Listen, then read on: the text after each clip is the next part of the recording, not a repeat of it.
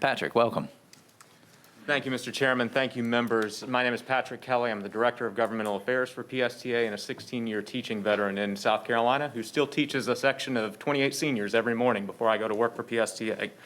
I appreciate this committee's support of educator vaccination, but I want to offer just a little bit about why that's so important, because the narrative's different than what's been presented in the media by a lot of state leaders. And the reason it's important is one word: it's staffing.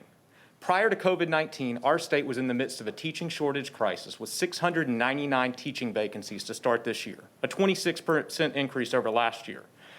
Further, since that time, those vacancies have increased due to resignations and COVID reasons. In one Midlands district right now, there are 21 teachers on medical leave as a result of COVID. And on an average day, they have 84 teachers out either due to quarantine or contracting COVID. As a result, they can only fill 45% of their substitute teacher need per day. In an average year, it's 85%.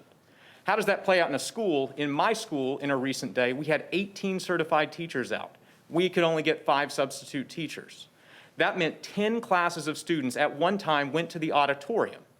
Now, this scenario begs that we stop and think for a second about what we want to achieve in opening schools. If the goal of opening school buildings is simply to allow students to walk through the door, we can probably achieve that without educator vaccination. But if the goal is to achieve a rich learning environment for every student who walks in a classroom, vaccine access is the key. Because without a teacher in the classroom, there is no rich learning environment. Vaccine access can alleviate the staffing pressures in our schools, because last week the CDC announced that someone who has been fully inoculated no longer has to quarantine if exposed to COVID. Now, those opposed to moving educators to Phase 1A have tried to frame this as an either-or situation. We can either inoculate our seniors or our educators.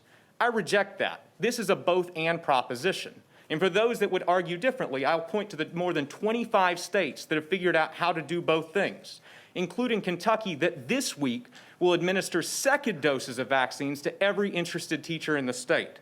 So if other states can figure out how to solve this problem, I know for a fact South Carolina can do it. We're the state with the motto that is, "While I breathe, I hope." We're the state with a can-do optimism ingrained in our DNA.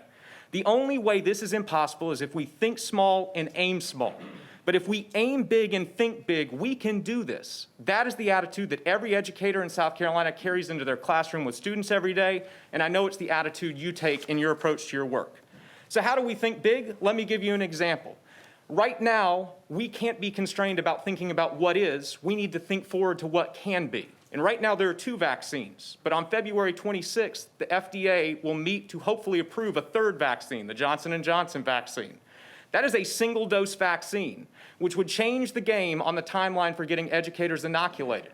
Let's think forward to plan for that shot for educators, and that doesn't cancel a single appointment for a senior.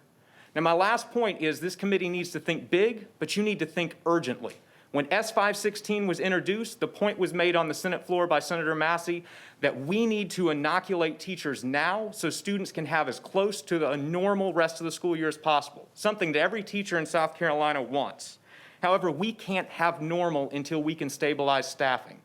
This is an extraordinary time which calls for extraordinary action and urgency. So I urge the members of this committee to use the fastest available legislative vehicle, which is S516. Please report it favorably to the full committee.